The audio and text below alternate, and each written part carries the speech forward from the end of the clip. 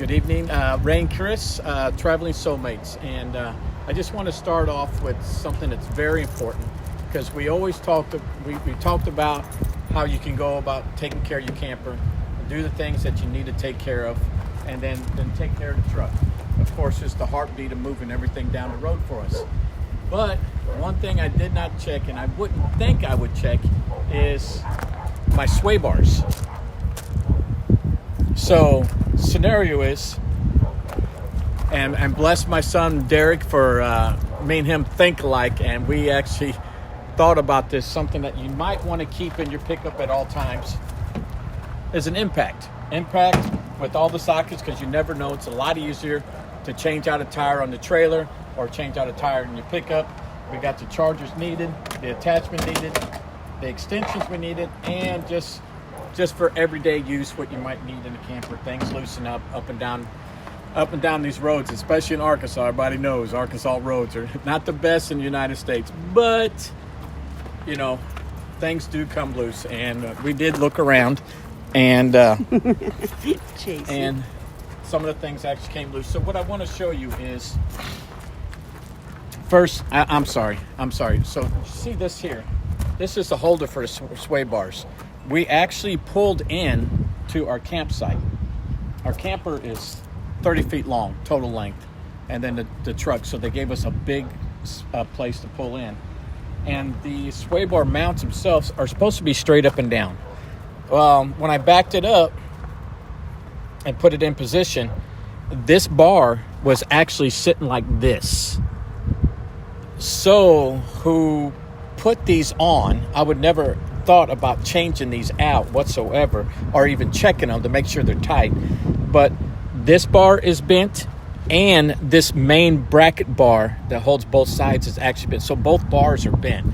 So it's one of those things. I actually took the impact and tried to straighten it out until I noticed that both bars are bent. So there's nothing I can do. And we're like 800 miles away from home. So I actually called the place where I got the camper at and actually put these on, and they're going to get with us tomorrow, and hopefully they could come in, and it looks like they're going to have to replace both sides. And what's crazy is about this, as you can see, our campsite is pretty easy to get into.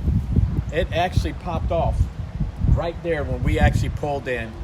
The sway bar was literally hanging out here, and then you have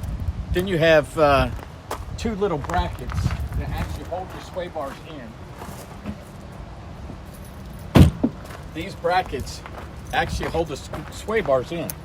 So I sit like this, and you put it right on top, and then you put the retaining pin inside, and actually holds it in. Somehow it bent both of these bars, and actually sway bar actually popped out.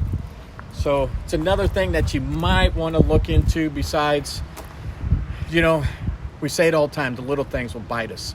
And today it bit us because I called, and they said just to come out to the campsite is going to cost us over $200. So what I think happened, if whoever put these on did not put them on correctly, because the person I called, he says, I don't even see the third bolt. Well, as you know, the third bolt should be right here. The third bolt should be right here, and it shouldn't be on the backside. So, as you can see why they're both bent, that bolt should be in here.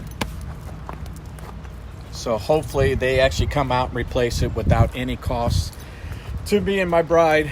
$200, I mean, safety is the number one concern, but we are roughly about 800 miles away from home. And this is a huge safety concern for us in general, because this just not hurt myself, my wife, or my dog. It could hurt anybody else around us. So just keep in mind, look for the little things that'll take care of your vehicle, yourself, and your family. So just want to thank you. Hey, subscribe, and like. And we're going to do another one of the beautiful campsite that we're in later on. Thank you.